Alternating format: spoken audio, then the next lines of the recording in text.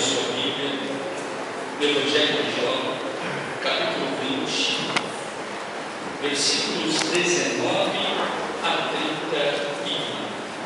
Evangelho de João, capítulo 20, versículos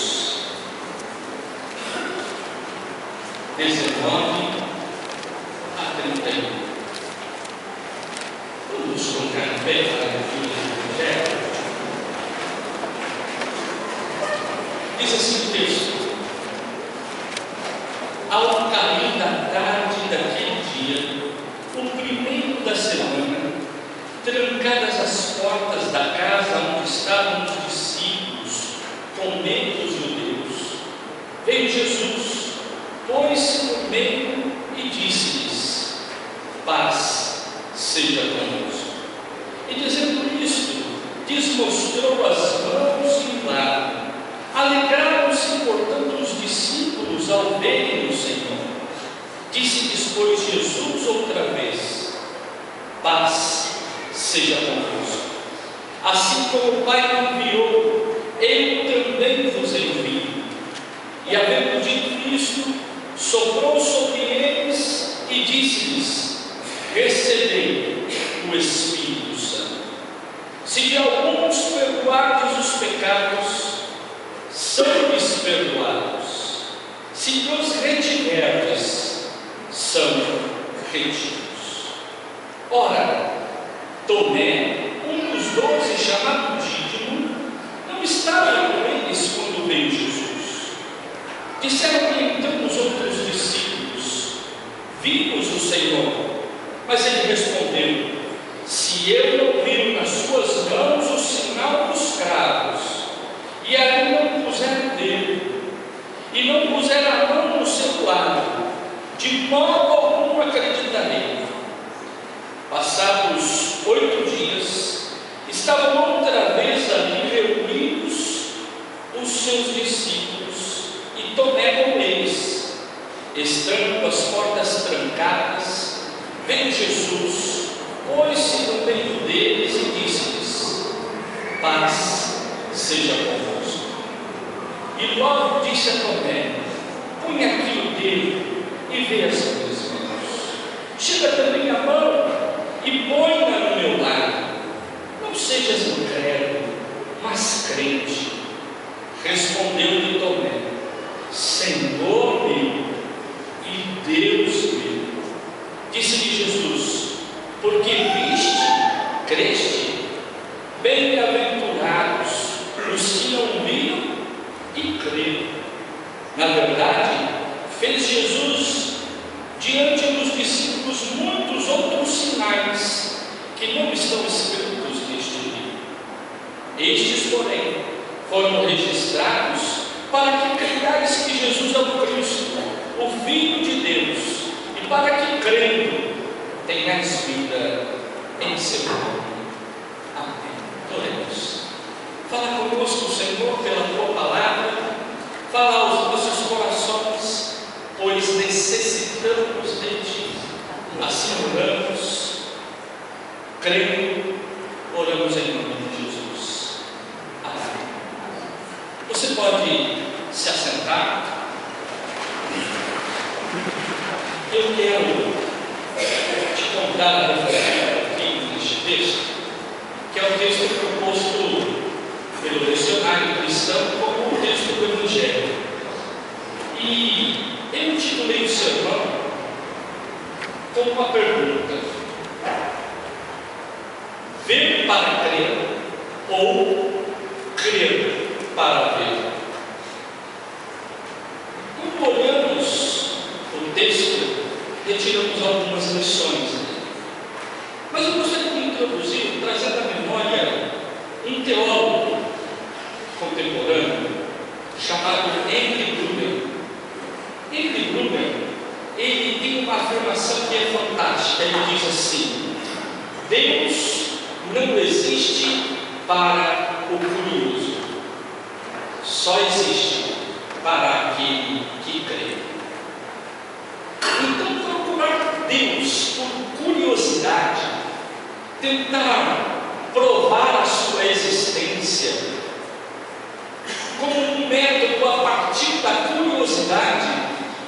jamais encontraremos a Deus. Deus se revela àqueles que creem. Por isso é necessário crer para então ver este Senhor. O João, ele está preocupado em ensinar a sua comunidade, e aqui ele traz à memória do seu evangelho vários sinais de Jesus. E este último sinal que ele apresenta no evangelho, que é a aparição de Jesus, ele vai demonstrar algo muito interessante, que é a humanidade de Jesus. Ele fala: olha, esse Jesus foi verdadeiramente humano. Ele sofreu, e quando ressuscitou, trouxe as marcas no seu corpo. Mas qual a grande lição que nós vemos neste pequeno texto? É a lição para uma comunidade que já estava vivendo um desgaste. Ah, é? Jesus ressuscitou? Mas e aí? O que está acontecendo? Eles estavam desanimados. E João então traz à memória os acontecimentos daquele dia, para dizer àquela comunidade, para dizer àqueles irmãos: olha, vocês estão tendo provas da ressurreição de Jesus, querendo que Ele apareça para vocês, mas lembrem-se da experiência de Tomé. Tomé, porque não viu Cristo, ele duvidou da ressurreição. Ele disse: só se eu tocar, só se eu ver o lado. Lembrem-se que Jesus ressuscitou, e é necessário crer sem prova alguma. É algo da dimensão da fé, que não há comprovação científica. Se a minha fé e a tua fé, ou se a nossa crença está ligada a comprovações, nós temos problemas, porque nós estamos no campo da fé, da esperança e da experiência religiosa, e às vezes queremos trazer para o campo da religião os métodos de conhecimento da ciência. E aí a preocupação não, e aí preocupa-se com a lógica. Então, se isso é assim, logo isso e isso é igual a isso, e tentamos raciocinar a partir da lógica da ciência. E o texto aqui vem dizer: olha, cremos no Cristo ressuscitado, porque Ele apareceu, e porque é um testemunho de um povo que teve experiência com Ele. Por isso, entender a experiência com Cristo ressuscitado é de grande importância. Por isso, celebrar a Páscoa não é celebrar porque apenas ouvimos falar que Jesus ressuscitou e que o seu túmulo está vazio, mas é dizer: eu tive um encontro com o ressuscitado, e foi um encontro pela fé. Não foi preciso ele aparecer, mostrar sua mão, mostrar o seu lado, mas eu tive uma experiência com ele pela fé. Por isso afirmo: ele ressuscitou. Mas ao ressuscitar, além de mostrar as suas marcas, Jesus deixa uma mensagem fantástica. E eu quero destacar aqui: é a mensagem da paz. Jesus se apresenta no meio dos discípulos e diz: Shalom Aleichem, paz esteja com vocês. Os judeus, eles se saúdam hoje, Shalom Aleichem, o outro responde: Aleichem Shalom.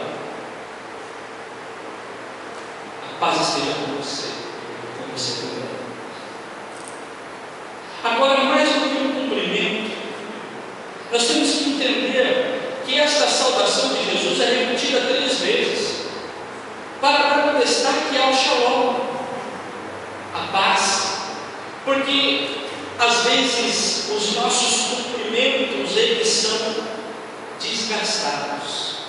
Um exemplo, uma das formas de nos cumprimentarmos é assim: e aí, tudo bem? Não é?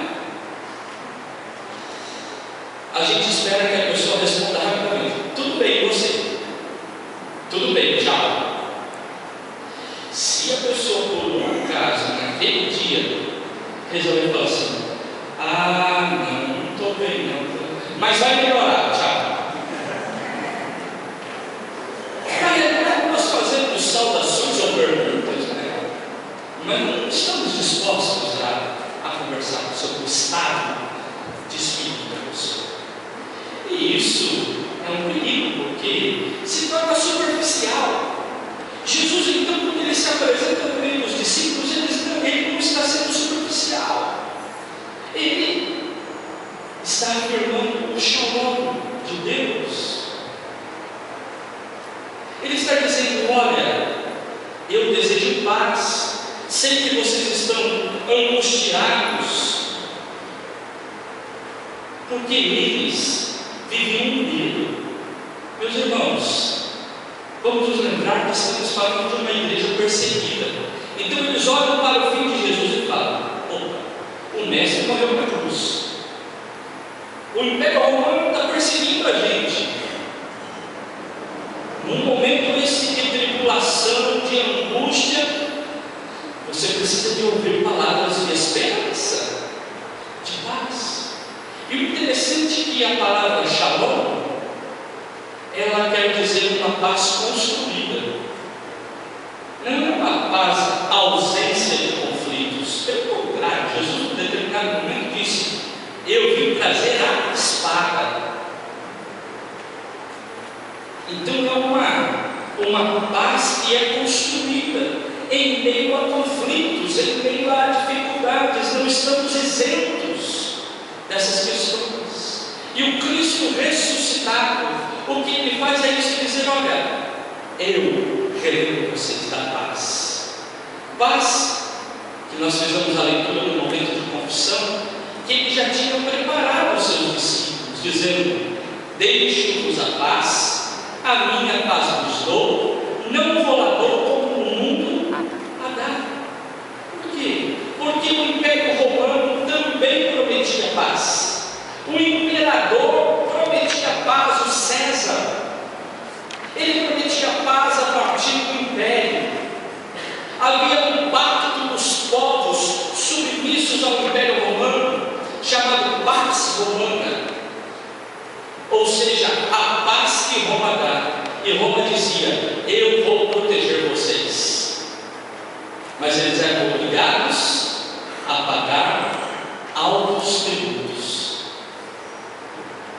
Mas Jesus diz: eu não vim aqui para dar essa paz que Roma dá, eu vim dar uma outra paz, a paz que só Deus pode dar. Entender a palavra paz em hebraico é diferente de entender a palavra paz em grego. Por isso, ainda que o Novo Testamento tenha sido escrito em grego, aqueles que falaram na sua língua e na sua cultura. A palavra paz em grego é a palavra eirene, e a palavra eirene significa paz interior. Isso, quando você está angustiado e recebe uma paz interior. Mas eu acredito que ainda que seja usada esta palavra no Novo Testamento, quem a disse, no momento que disse, era um judeu falando em hebraico. Por isso ele não disse eirene, ele disse Shalom. E quando ele disse Shalom, ele disse: paz seja construída no meio desse conflito.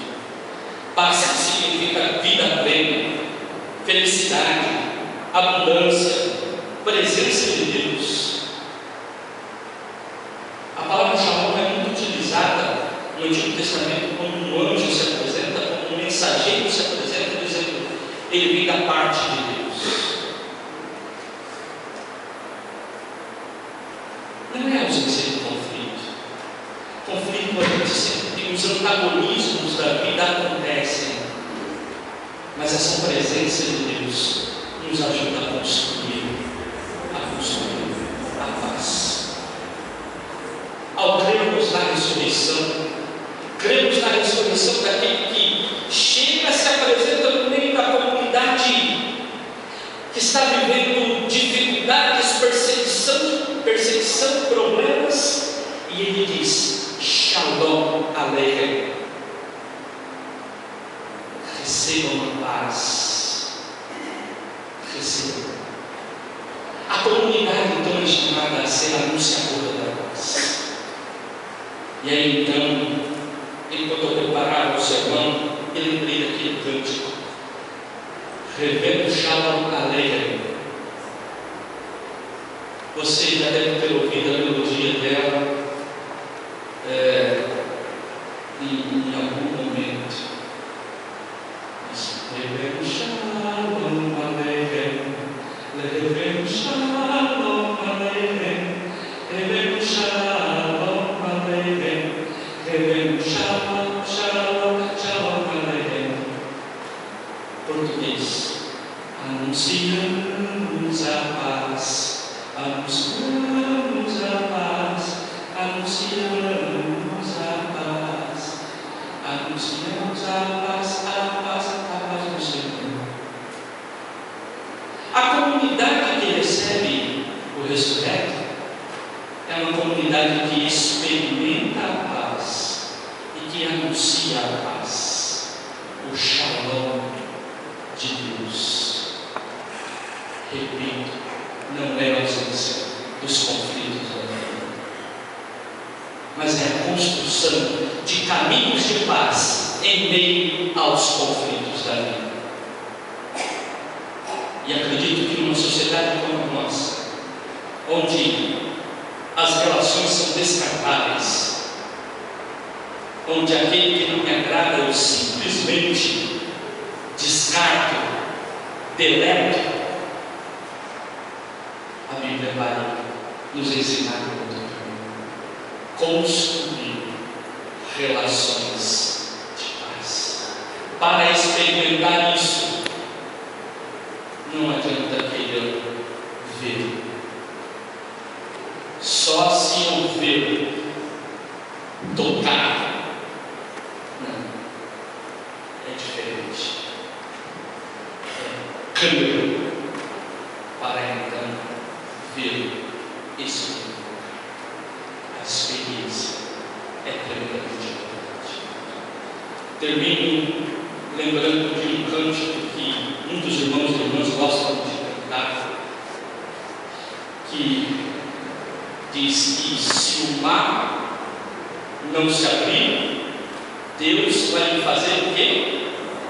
Andar sobre as águas, vivendo, rompendo em fé. E aí ele diz, depois do rompendo em fé, diz o quê? Não consegui ouvir o que mais alto. Rompendo em fé, minha vida se revestirá do seu poder. É o poder de Deus na minha vida e na tua vida que nos ajuda a experimentar o que ele diz assim: eu vou mover sobrenatural. É sair fora desse ambiente do que eu apenas toco, vejo, experimento, mas para a experiência da religiosidade, da presença de Deus, do sopro de Deus, do Espírito de Deus, que quando a paz do Senhor entra, o que faz é soprar este Espírito que dá vida, onde